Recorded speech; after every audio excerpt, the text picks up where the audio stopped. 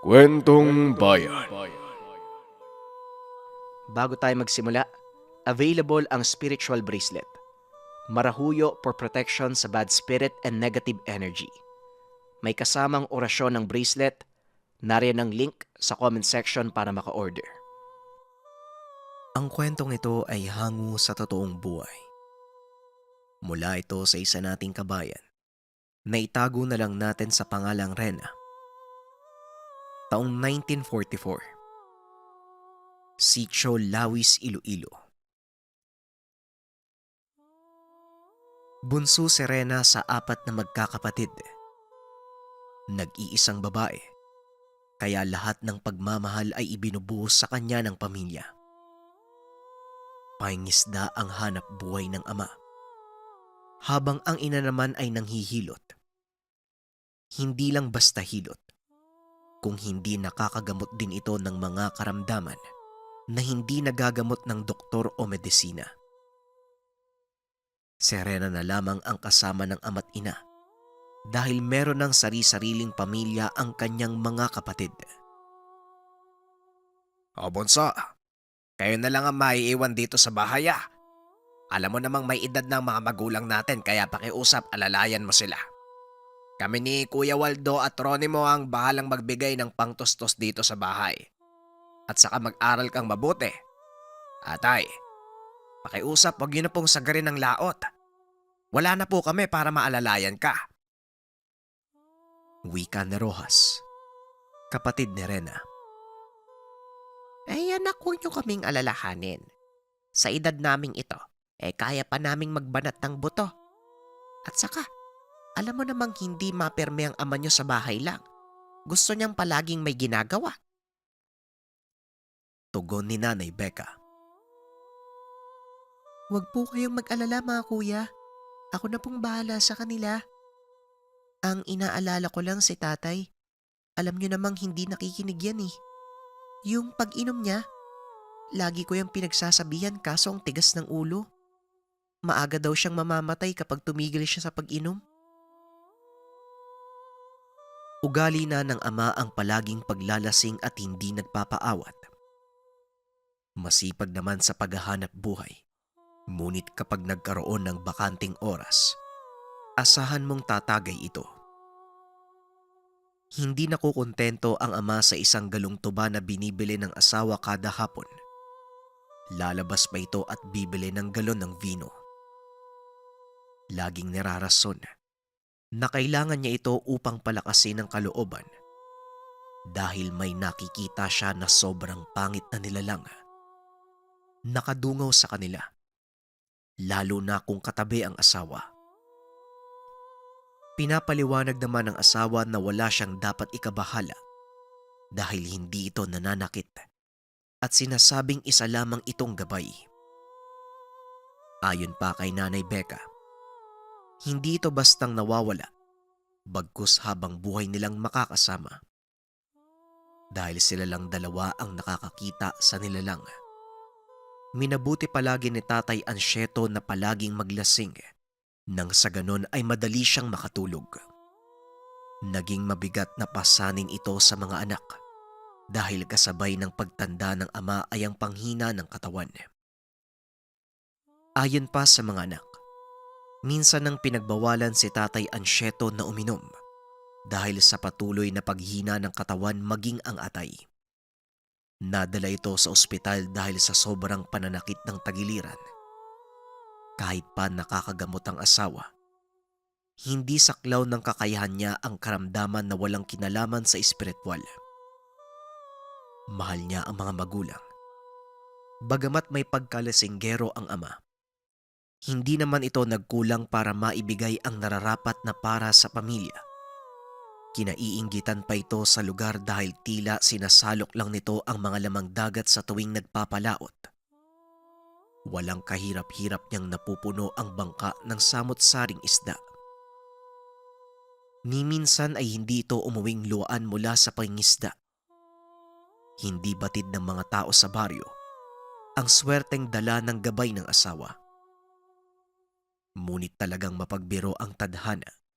Sa edad na 62 namatay si Tatay Ansyeto Nagkaroon ng iba't ibang komplikasyon ng atay at bituka, dala ng labis na pag-inom. Hindi na kinaya ng doktor na gamutin ang ama, lalo pat ng mga panong ito. Hindi pa nauuso ang mga espesyalista sa larangan ng medisina. Kung meron man ay sa mga syudad pa na kailangang lakbayin ng napakalayo. Minsan na din itong nakiusap sa gabay na tulungan ang asawa, ngunit hindi ito pumayag. Lumipas ang panahon. Tanging kasama na lang ni Nanay Becca ay si Rena. Dala ng hindi naman ito nag-asawa ng maaga. Minabuti nitong alalayan ang inaalinsunod sa kagustuhan ng mga kapatid.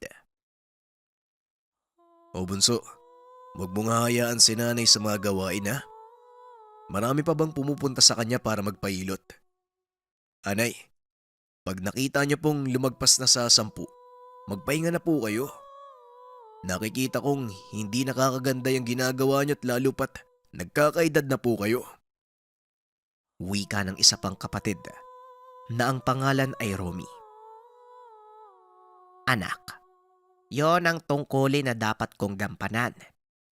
Hindi ko yan basta bibitawan lalo't nasanay ng mga tao na dumadayo dito.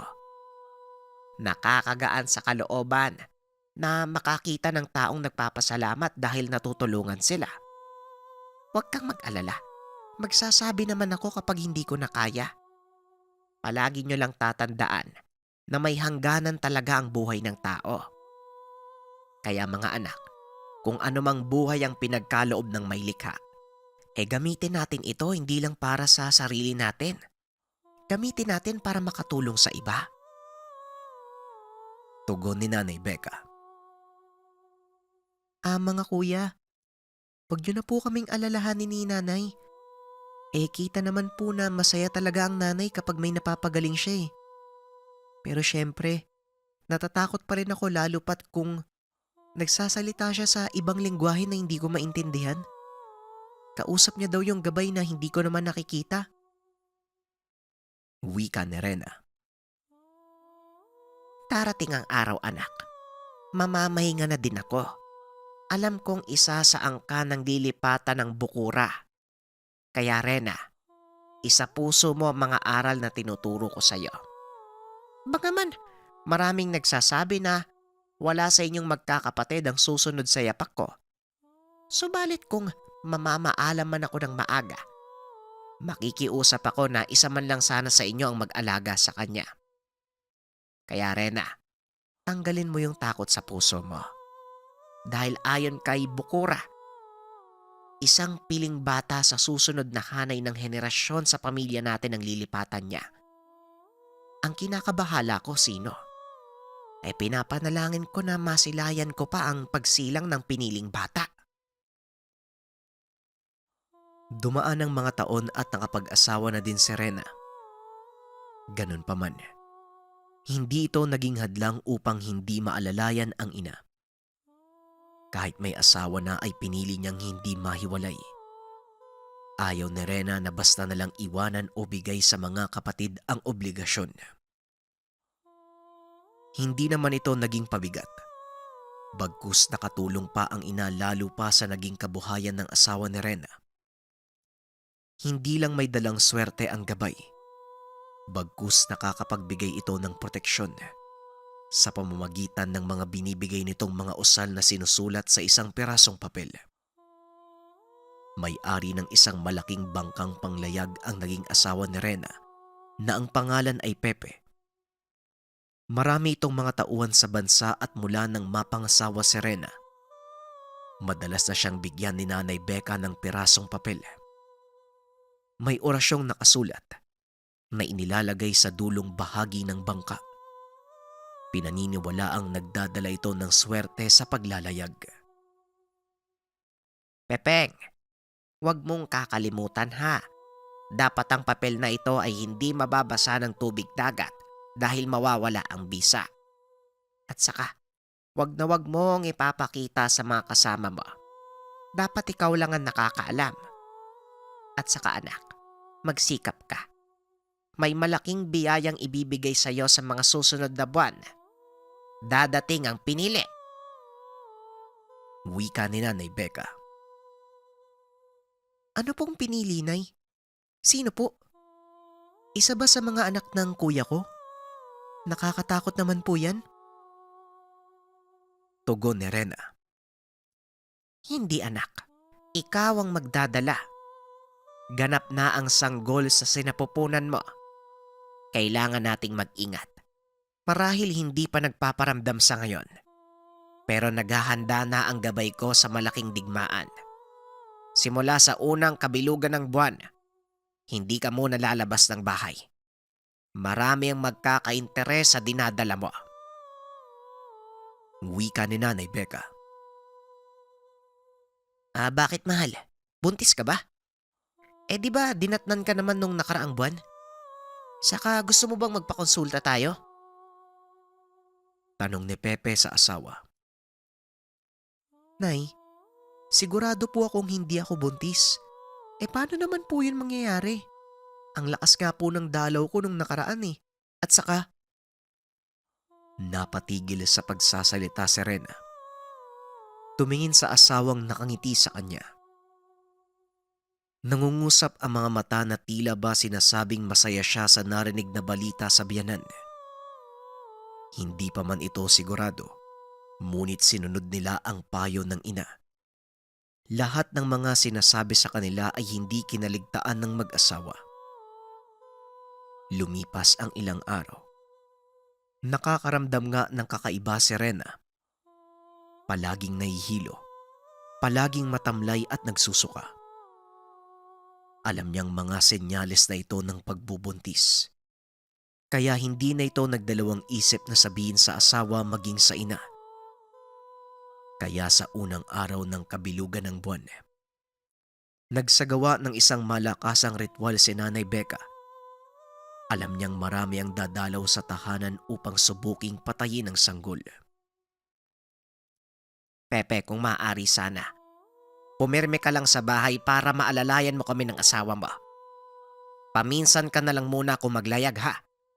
Matanda na ako at hindi ko nakakayanin pa kung sakaling pasukin kami ng masasamang elemento. Wika ni Nanay Becca. Naku Nay, ano naman pong laban ko? Hindi naman po ko kagaya nyo eh. At lalong hindi ko naman po sila nakikita o nararamdaman. Paano ko po sila lalabanan? Tanong ni Pepe. Huwag kang mag-alala. Tuturuan kita. Sa ngayon, paikutan mo ang bahay ng makabuhay. Maganda kung itatanim mo ng sa ganon. Gumapang ito ng kusa para mabalot ang buong tahanan. Wika ni Nanay Becca. Ganon nga ang ginawa ni Pepe. Maging ang mga bakod ay tinaniman niya ng makabuhay. Laking gulat nito nang masipat ang mga pananim. Biglaan na lamang yumabong makalipas ng isang araw. Nagtataka man, mas pinili nitong manahimik sa kadahilanan. Alam niyang tinutulungan sila ng gabay ni Nanay Becca. Mula nung unang kabilugan ng buwan, hanggang sa unti-unting paglaki ng tiyan ni Rena, gabi-gabi ay may nanggagambala sa tahanan nila. May mga pagkakataon na nakakarinig sila ng mga alulong ng aso, mga pag-angil, at minsan pa'y nakakaramdam ng yabag sa bubong ng tahanan. Ang ipinagtataka nga lang ni Pepe, tila may kung anong nilalang na bumabalibag o nagtataboy sa mga ito. Isang umaga habang nag-aagahan silang tatlo, bumisita ang isa sa mga kapatid ni Rena. Napakunot ang noo nito kung bakit tila gubat na ng makabuhay ang lugar. Nay, ano bang nangyayari dito? Nga pala Nay, si Kuya Romy hindi muna makakadalaw, may sakit daw yung anak niya eh. Hindi lang basta maiwan ng asawa. Kaya ako na lang po yung inutusan niyang bumisita.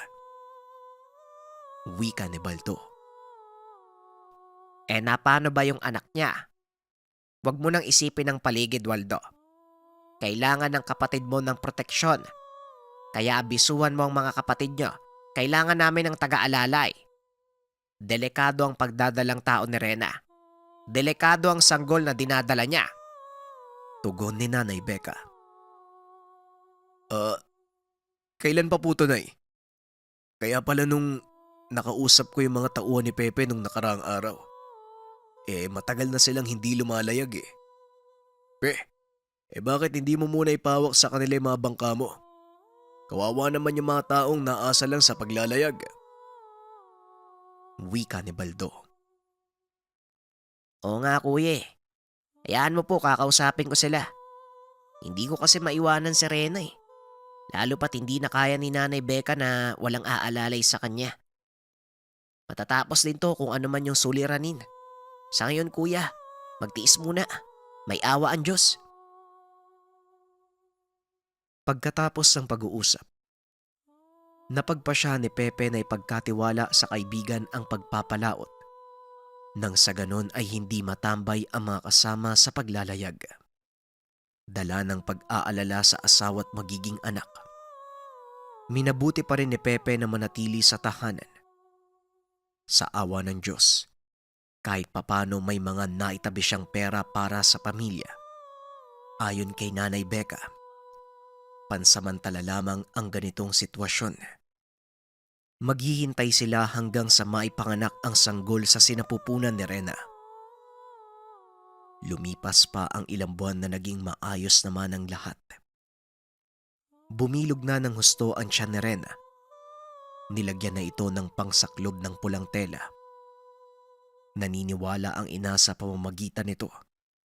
Isang malakas na uri ng dagdag sa bulag. Maliban sa makabuhay, nagpaikot na din ang ina ng karagdagang pangontra upang masiguradong walang nilalang o elemento ang makakalapit sa kanila. Anak, malapit na ang kabuhanan mo. Nakikita ko na din na babae ang magiging anak mo. Kaya pakiusap. Magpakatatag kayo ni Pepe. Kayo ang panghuhugutan ng lakas ng inyong supling. Wika ni Nanay Becca. Nay, kahit sabihin niyong maging matibay ako o kami ng asawa ko, hindi ko pa rin maiwasang mabahala. Maraming salamat po sa tulong niyo.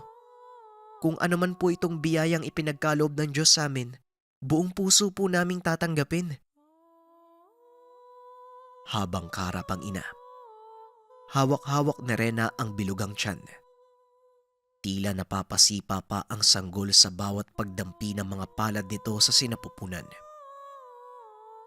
Papalapit na ang araw ng panganganak. Napapansin niya na ang unti-unting pag-iba ng galaw ng ina. Nararamdaman niyang hinihintay na lang ni Nanay Becca na mailuwal ang sanggol. Inayos na nila ang kwarto kung saan siya manganganak. Inilatag ng ina ang isang balabal na gawa sa telang mabulaklakin. Gawa ito sa masinsinang pagbuborda ng mga kataga na hindi mababasa ng mga normal na tao. Mabilis pang lumipas ang mga araw. Bago ang araw ng kapanganakan ni Rena, nagsidatingan ang mga kuya upang umalalay sa kanya. Sila ang magsisilbing gwardya sa tinakdang oras. Alam ng mga magkakapatid lahat ng pinagdadaanan ni Rena at ng ina. Kaya sa ganung paraan, makakatulong at makakaalalay sila. Nay, magsasalitan po kami sa pagbabantay ha. Waldo, kayo ni Pepe ang magkasama at si Roas ang papalit sa inyo sa ating gabi. Maganda kung hahatiin natin ang oras dahil mahaba ang gabi. Wika ni Romy. Anay, sa tansya niyo po. Anong oras po ba lalabas yung bata? Saka, napatingin niyo po ba yan sa doktor? Alam ko po manghihilot kayo pero nababahala po ako na hindi man lang nakaranas si Rena na uminom ng bitamina. Tanong ni Rojas. Ilan kayong magkakapatid? Ni minsan, hindi naman ako umasa sa gamot na galing sa reseta ng doktor. Mas may tiwala ako sa mga lamang gamot, lalo na kung galing sa kalikasan. Nakakatiyak ako na mabisa at ligtas gamitin. Huwag kayong mag-alala mga anak. Ang gusto ko lang ay magtiwala kayo. Magtiwala kayo sa Ama. Tumango ang tatlo. Tahimik na lumapit sa ina at sabay-sabay silang yumakap. Halos maluwa-luwa si Nanay Becca. Ramdam niyang malapit na siyang mamatay. Habang yakap ang mga anak, nakatingin ito kay bukuran ng nakangiti. Sa ilang taon, ngayon niya lang naramdaman ang kakaibang pagpuno sa pagkatao niya. Kakaibang hagod na tumatagos hanggang kaluluwa. Mag-aalas 7 ng gabi. Naramdaman ni Rena ang pananakit ng balakang. Isabay pa dyan ang paghilab ng tiyan. Alam niyang malapit na siyang manganak. Nakita niya si Pepe. Hinawakan ng kamay niya. Inalalayan si Rena papasok ng kwarto kung saan siya manganganak. Habang nasa labas ng kwarto, nakikiramdam ang magkapatid hanggang sa biglang may kumalampag sa bubungan. May kung anong bumagsak at kamuntikan pang matanggal ang yero. Habang pinupulsuhan ni Nanay Becca ang anak, nag-usal ito ng orasyong pangproteksyon. Hindi lang sa karap, maging sa buong tahanan. Mga anak, siguraduhin niyong sarado ang lahat ng bintana at pintuan. May mga bisita tayong paparating at lahat sila ay magiging saksi. Wika ni Nanay Becca. Nay, hindi ko na po kaya. Pakiramdam ko po lalabas na eh. Diyos ko, tulungan niyo po kami. Wika ni Rena.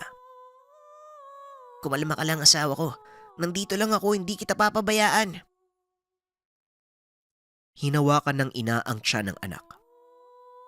Hinagod ito ng dahan-dahan habang nagsasalita ng hindi maintindihang lengguwahe. Ilang sandali pa nang maramdaman ni Rena ang unti-unting pagbaba ng sanggol sa sinapupunan. Walang kahit anong gamot o anesthesia ang sinaksak sa kanya. Bagkus mga orasyon ng ina ang inilalagay. Saktong maghahating gabi nang lumabas ang bata. Ilang sandaling katahimikan ang bumalot sa buong tahanan. Unti-unting itinaas ni Nanay Becca ang bata bilang tanda ng pag-aalay.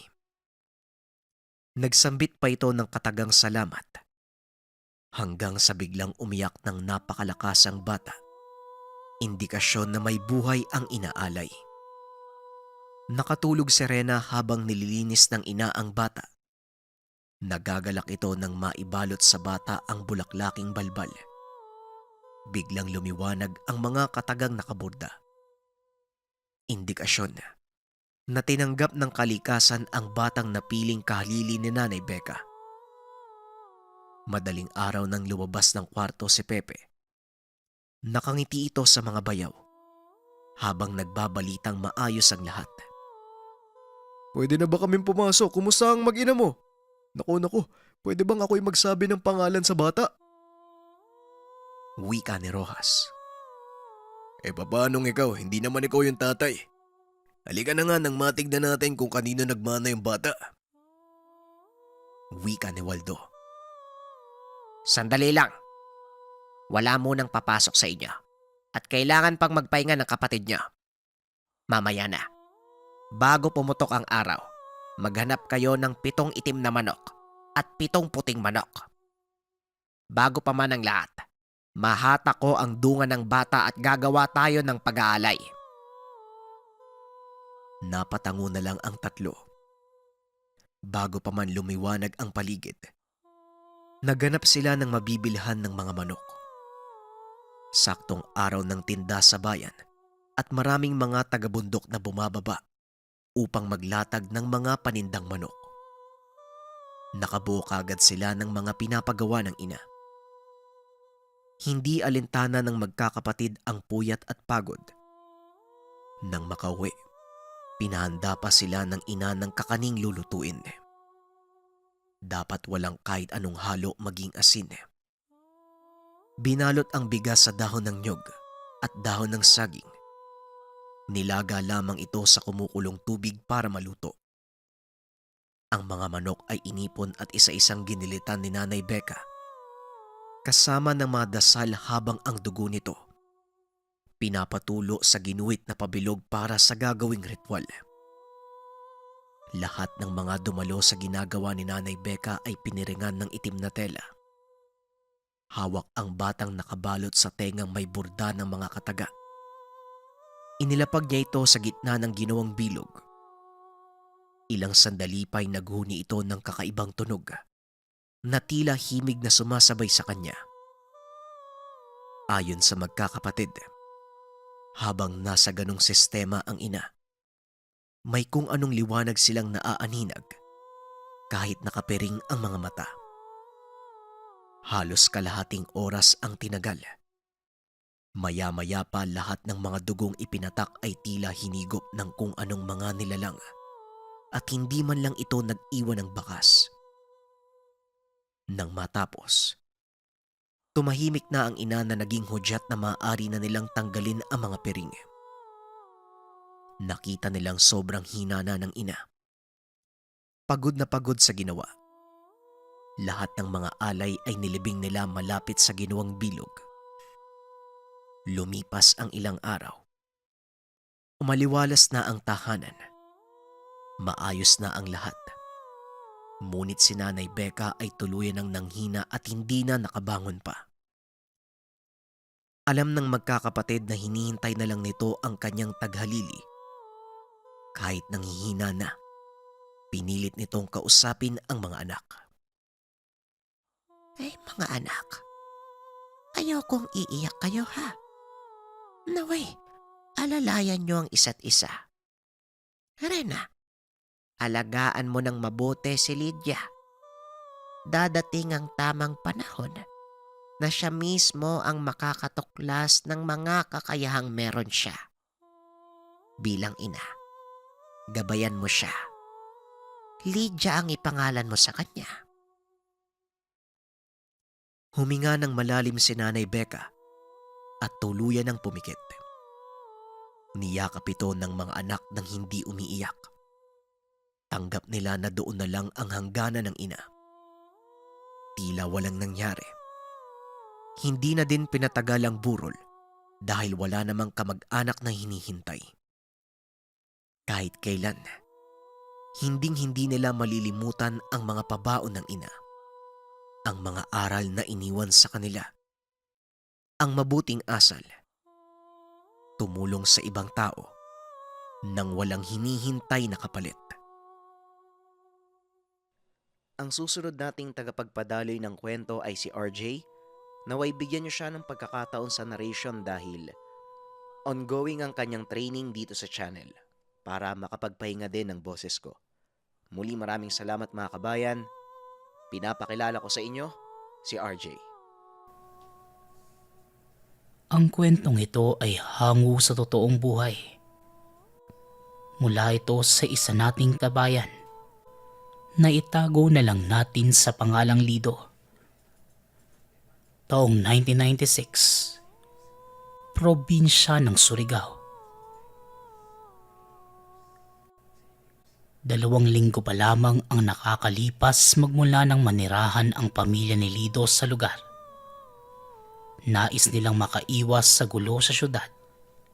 Sa estado din ng punsong anak, kinakailangan itong mailayo sa anumang uri ng polusyon dahil lumalala ang hika nito. Maswerte naman dahil may naiwang tahanan doon ang mga magulang. Hindi na mahihirapan ang pamilya sa paghahanap ng bagong matutuluyan. Sa unang mga araw na naroon, masasabing maayos naman ang lugar dahil napakatahimik at halos lahat ng kapitbahay ay marunong makisama. Noong bagong lipat pa lamang ang pamilya, hindi nagdadalawang isip ang mga kapitbahay na tulungan ang mga ito, lalo na sa pag-aayos ng mga gamit. Sa katunayan, may mga nagpahiram pa sa kanila ng mga kagamitan, gaya ng martilyo na nagamit niya sa pagkukumpuni ng ibang aparador. Dahil sa kabaitang pinapakita ng mga tao, nangako si Lido sa sarili na ganun din ang ibabalik niya sa mga ito. Ayon sa kanya, sa bilis ng pag-ikot ng mundo at puro pera na lang ang nasa isipan ng mga tao, maswerte siya na walang hinihingi ang mga ito sa kanya. Samantala, hindi naman siksikan ang mga tahanan sa lugar. Sa kada lupang kinatitirikan ng bahay, meron silang sariling bakuran na pwedeng pagtaniman ng mga halaman. Ayon kay Lido, halos lahat ng tahanan ay donasyon ng dating gobernador sa lugar. Napakasariwa ng hangin dahil sa dami ng punong nakatanim. Isa pa sa kinatuwa ni Lido ang pagkakaroon ng sari-sariling poso na pinagkukunan ng preskong tubig. Isang araw, alas 5 pa lamang ng umaga, nagyaya ang asawa ni Lido na si Pida. Nabanlawan na ang kagabing nakusot na mga damit. Dahil tulog pa naman ang tatlong anak, tinulungan na ni Lido ang asawa. Siya ang taga-bomba, habang ang asawa naman ang taga-banlaw.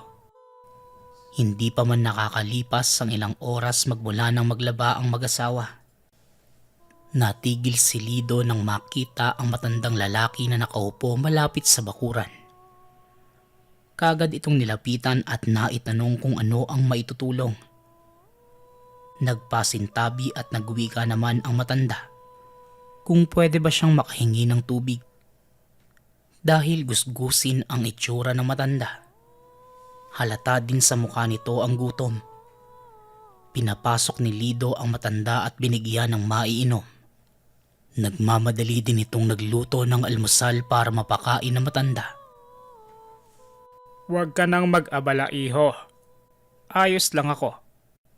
Salamat nga pala sa tubig. Napakabuti ng puso mo. Wika ng matanda. Tumango at napangiti na lang si Lido. Pinilit niya ang matanda na manatili para makapag-almasal. Maya-maya pa, nagising na rin ang mga anak ni Lido. Isa sa mga nakagawian ng bunsong anak na si Nonoy. Nagpapakarga ito tuwing nagigising. Kaya naman na makalapit sa matanda, hindi nagdalawang isip ang bata na yumakap dito. Pasensya na po tay. Ganyan kasi talaga yung bunsong anak namin eh. Gusto talaga yung kinakarga siya pag nagigising. 3 taong gulang na ho yan. Wika ni Lido. Ngumiti naman ang matanda habang karga ang bata. Maya-maya pa, natapos na sa ginagawa si Lido. Magkasabay na silang nag-almusal kasama ang pamilya. Habang nag-uusap, doon lang nagpakilala ang matanda sa pangalang Buyong. Matagal na panahon na itong walang pamilya dahil nasa ibang lugar na lahat naninirahan. Pagtitinda na lang ng kung anong bagay ang kinabubuhay ng matanda. Nang tanungin naman ni Pida kung ano ang tinitinda nito, hindi naman tumugon si Mang Buyong. Samantala, nang matapos makakain nagpaalam na ang matanda, sinabi na meron pa siyang kailangang puntahan. Masyadong natuwa ang matanda kay Nonoy, kaya bago ito lumabas ng tahanan, niyakap niya ang bata. Matapos yon muli nang pinagpatuloy ng mag-asawa ang paglalaba. Magmula ng araw na yon, hindi na muli pang bumalik sa tahanan ang matanda. Samantala sa mga araw na nagdaan, nakakuha na rin ng trabaho si Lido sa palengke. Kaya kahit papano, gumaan ang araw-araw na gastusin ng pamilya. Maayos naman ang pakikitungo sa kanya ng amo. Masasabing swerte si Lido sa nakuhang trabaho. Isang araw, bandang alas 3 ng hapon matapos ang trabaho, naglalakad na pauwi si Lido. Maya-maya pa, bigla itong nakarinig ng pagsitsit. Napalingon naman si Lido. Magkahalong pagkabigla at tuwa ang naramdaman niya nang muling makita ang matandang si Buyong. Hindi kagaya ng dati na gusgusin. Ngayon maayos na ang itsura at malinis ang kasuotan. Kaagad itong kinamusta ni Lido. Magiliw namang tumugon ng matanda na maayos naman ang buhay. Napansin rin ni Lido ang mga boteng nasa kaharap na lamesa. Kaya natanong niya kay Tandang Boyong kung ano iyon. Yan ba? Mantika yan na pwedeng ipang prito. Gusto mo ba, iho? Kumuha ka na. Libre na lang yan para sa'yo. Tinitiyak kong masarap yan para dyan sa dalamong isda. Wika ni Tandang Boyong. Dahil sa sinabi ng matanda, kaagad namang kumuha si Lido ng mantika. Hindi na rin nagtagal pa at nagpaalam na ito sa matanda dahil malayo pa ang lalakarin. Pagkarating sa tahanan, nang maiabot na ni Lido sa asawa ang mga pinamili, natanong naman ni Pida kung saan galing ang biniling mantika. Iba ang kulay nito sa normal na nabibili sa palengke. Imbis na kulay dilaw, berde ang kulay nito na tila naihahawig sa lumot. Dahil sa sinabi ng asawa, saka lamang napansin ni Lido ang pinagkaiba. Pero pinaluto pa rin niya ang isda gamit ang bigay na langis.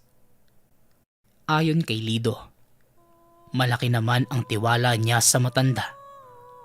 Baka sariling gawa ito ni Tandang Boyong kaya kakaiba ang kulay.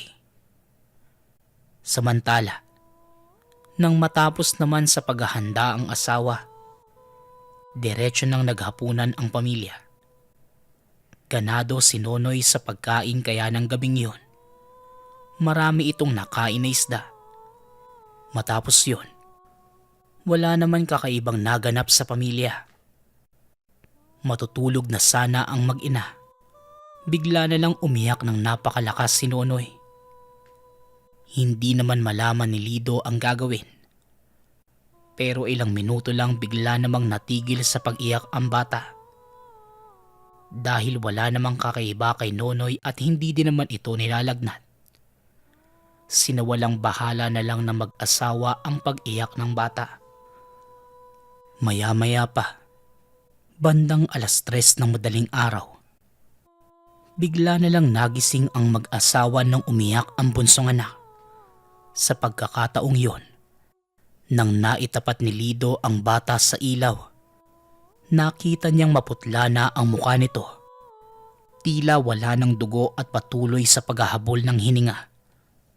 Dahil walang naitabing gamot ng mga panahong yon, minabuti na ni Lido na itakbo ito sa pinakamalapit na albularyo sa lugar. Kahit alanganin na ang oras, hindi na nagdalawang isip pa na lumabas ng tahanan. Pakiramdam nila, anumang oras malalagutan na ng hininga ang bata. Mabuti na lang, nakilala na ni Lido ang manggagamot kaya madali siyang nakapunta sa tahanan nito. Samantala, naabutan naman ng mag-asawa na abala ang albularyo. Nagdadasal ito sa altar. Kaagad namang nagpasintabi si Lido at hindi na nagdalawang isip pa ang albularyo na papasukin ang mga ito. Nang maitabi ang bata sa albularyo, kaagad hinawakan na matanda ang palad nito. Hindi talaga papaawat ang nilalang na yon. Ito na nga ba ang sinasabi ko sa mga bagong salta dito sa lugar? Hindi kayo nabalaan patungkol sa mga pag-alagalang sa kaliwanan ng bibiktima. Ang batang ito, nagkaroon ng langis sa katawan. Yun mismo ang dahilan sa pagkaubos ng dugo niya. Wika ng albularyo. Kaagad na pinahiga ng manggagamot ang bata at sinagawa ang ritual. Meron itong pinahid sa dibdib ng bata para hindi ito gumalaw. Inilabas na rin ng matanda ang bote ng itim na langis at sapilitang pinainom kay Nonoy. Ilang segundo lang matapos na malunok ng bata, kaagad naman itong sumuka. Kasabay nito ang biglang pagkawala ng malay. Halata sa mukha ng manggagamot na maging ito. Nag-aalala kaya hindi maiwasan ni Lido na mapatanong. Pasensya ka na, iho. Mukhang hindi na kinaya ng katawan ng anak mo. Tuluyan ang naubos ang dugo sa katawan niya. Nasipsip na ng nilalang. Wika ng albularyo. Hindi pa man natatapos sa pagsasalita ang matanda. Itinakbo na ni Lido papalayo ang bata. Ayon sa kanya, itatakbo na lang niya ito sa pinakamalapit na ospital. Pero kagaya ng sinabi ng matanda, ganun din ang pahayag ng doktor. Wala na itong buhay dahil naubusan na ng dugo ang katawan. Maging ang mga doktor nagtataka sa sinapit ng bata. Lalo pat wala naman natamong sugat si Nonoy. Wala nang nagawa ang pamilya kundi iuwi na lang sa tahanan ang bangkay ng anak. Napakalungkot ng sinapit ng pamilya pero wala namang ibang pagpipilian, kundi tanggapin at mailibing ang bangkay ng bata. Halos 1 linggo na abala ang mga ito. Kahit hindi man lubusang maintindihan, inirespeto na lang ni Lido ang pagkamatay ng anak. Matapos na mailibing, muling pumunta si Lido sa tahanan ng manggagamot.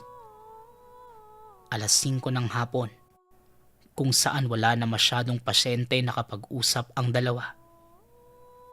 Dito tuluyang nalinawan si Lido sa ibig sabihin ng manggagamot. Ayon sa kanya, isang sagay ang nangbiktima sa anak. Ito ang mga nilalang na nakatira sa minahan. Ipinagpapalit ang ginto sa dugo ng mga bata. Si Buyong ay may kapangyarihang sa kaliwa, kaya nagagawa niyang makipagkasundo sa mga sagay. Siya bilang tao ang mambibiktima sa pamamagitan ng langis. Ito ang paraan para unti-unting maubos ang dugo ng biktima at dumiretso sa garapong pinag-iipunan ng matanda. Dagdag pa nito, dati pa man gahaman na sa ginto ang matanda kaya naatim ng konsensya na pumatay kahit na mga inosenteng bata.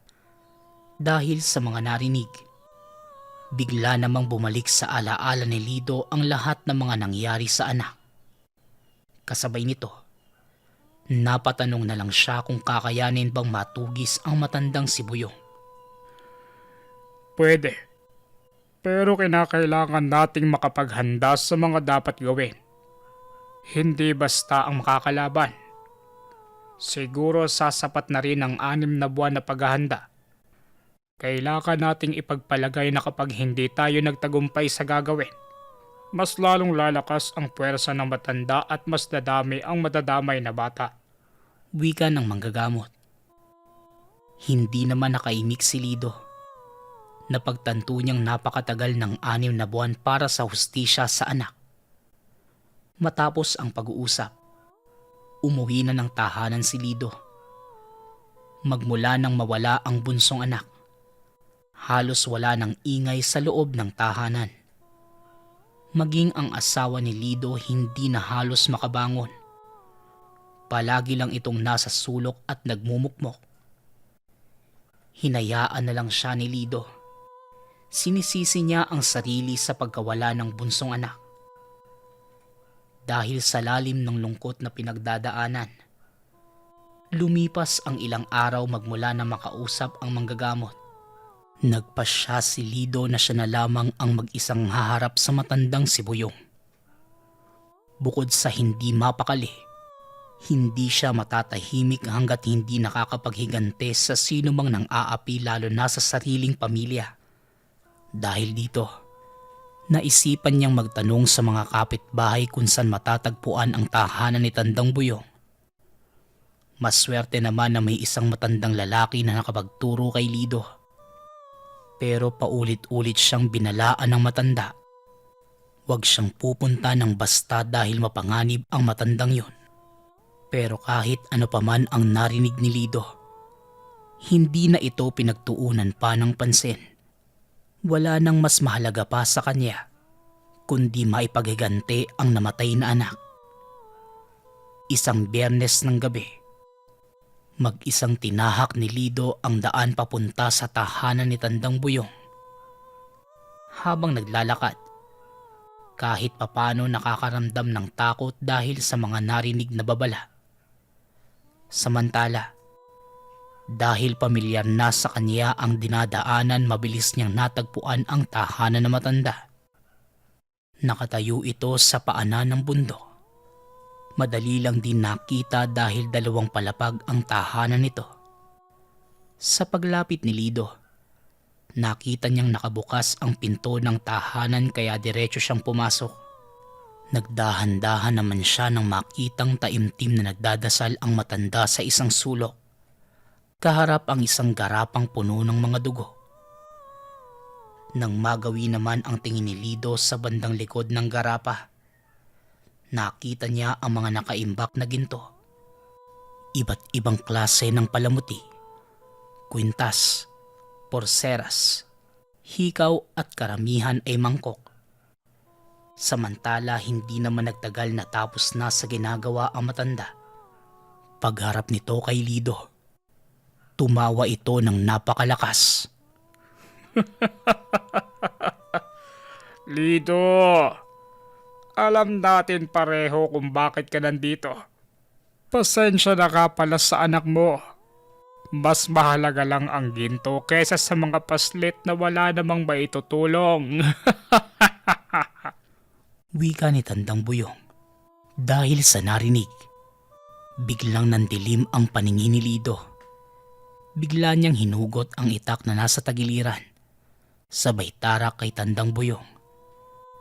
Bagamat nagdudugo, wala namang nararamdamang sakit ang matanda.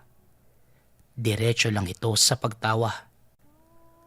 Sa sobrang galit na naramdaman ni Lido, ibinato niya ang itak. Ganun na lang ang pagkabigla ni Tandang Buyong. Eksakto itong tumarak sa itim na sungay na nakasabit sa pader ng tahanan. Ang pagtawa ng matanda, bigla na lang nawala at napalitan ng galit. Walang pagdadalawang isip na sinugod siya ni Tandang Buyong. May buhangin na kinuha sa bulsa sabay-saboy sa mukha ni Lido. Dahil dito, napapikit na lang si Lido. Sobrang hapdi ng nararamdaman ng kaliwang mata kaya hindi na rin maiwasang mapasigaw. Napaupo na lang ito at hindi na malayan pa ang mga sumunod na nangyari dahil nawala na siya ng malay. Tirik na ang araw. Yan ang sunod na nakita ni Lido nang imulat ang mga mata. Nagmamadali itong mapabangon nang mapansin na kahiga siya sa talahiban. Sa pagmamasid ni Lido, nasa tuktok na siya ng bundok sa taas ng mismong tahanan ni Tandang Buyong. Sa muling pagtahak ng daan pababa, bagamat nakitang nakabukas pa rin ang pintuan ng tahanan ni Tandang Buyong, hindi na ito muli pang pumasok bagkus dumiretso na sa tahanan ng manggagamot. Pagkarating dito, sakto naman na wala itong pasyente kaya nailahad ni Lido ang mga nangyari. Napailing na lang ang manggagamot. Abay, napakatigas nga naman talaga ng ulo mo. Ano? Sinabihan na kitang huwag kang susugod ng basta sa matandang yon. Wala ka rin namang laban sa kanya. Tignan mo ang kaliwang parte ng mata mo ngayon. Yan ang magiging tanda ng minsang pagsagupa mo kay Buyong. Wika ng albularyo. Kasabay nito, iniabot ng manggagamot ang maliit na salaming hawak. Sa pagtingin ni Lido, doon lang niya napansin na pulang-pula ang mga mata. Samantala, nagwika naman ang albularyo na pupunta sila sa tahanan ng mga sagay. Para kahit papano, makita ni Lido ang tinutukoy na mga nilalang. Kaagad namang sumang-ayon si Lido. Kaagad naman nilang pinuntahan ang kuweba kung saan napapabalitang maraming aswang na nakatira. Pagkarating pa lang ng dalawa, nagpakawala na ng mga orasyon ng albularyo. Kasabay nito, inutusan naman niya si Lido na ipikit ang mga mata. Sa muling pagdilat ni Lido, Nagulat siya nang may makita na nilalang sa isang sulok. Napakaliit lang nito at may buhok na sobrang nipis. Nakaagaw atensyon ang napakalapad at matulis nitong tenga na lagpas ulo. Napakatangos din ng ilong, habang ang mga mata naman nakakakilabot na tila malahole na purong puti. Ng mga panahong yon, abala ito sa pagsipsip ng dugo na nakaimbak sa gintong garapa. Dahil sa nakita, nakaramdam naman ng kilabot si Lido. Kasabay nito, napawika din ang manggagamot na si Buyong lang ang may kakayahan na makipag-usap dito. Puwera na lang kung gumamit ng mga orasyon ng manggagamot. Hindi naman umimik pa si Lido. Hindi nagtagal na gaya nang umuwi ang manggagamot. Samantala, nang makauwi si Lido, bigla na lang niyang naramdaman ang pananakit ng kaliwang mata. Sa sobrang sakit, napaupo pa ito at pinikit ang dalawang mata. Ngunit pagmulat niya, wala na talagang naaaninag ang kaliwang mata. Dahil dito muli siyang bumalik sa albularyo. Pero ayon sa manggagamot, ito na ang ganti ni Buyong sa pagtarak ng itak sa sinasambang sungay.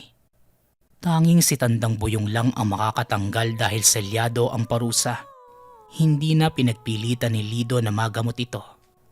Ayon sa kanya, titiisin na lang niya kaysa muling lumapit sa matanda. Magmula ng araw na yon, hindi na muling nakakita ang kaliwang mata ni Lido. Dahil sa mga nangyari, nagpasya ang pamilya na lisanin ang lugar. Lalo pat may iba itong mga anak na hindi naman malayong mabiktima ng nilalang. Sa paglipas ng maraming taon, bumabalik pa rin si Lido sa probinsya ng Surigao. Pero para na lang dalawin ang puntod ng bunsong anak. Samantala, kahit naninirahan na sa syudad, naging pihika na ito sa pagpili ng gagamiting mantika. Kahit kailan, hindi niya malilimutan ang sinapit na kamatayan ng bunsong anak sa tendero ng mantika.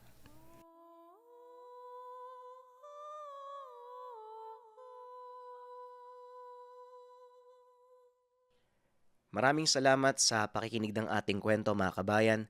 Muli, para sa mga interesado sa spiritual bracelet for protection at may kasamang orasyon, nariyan ang link sa comment section kung saan makaka-order. Salamat. Kwentong Bayan.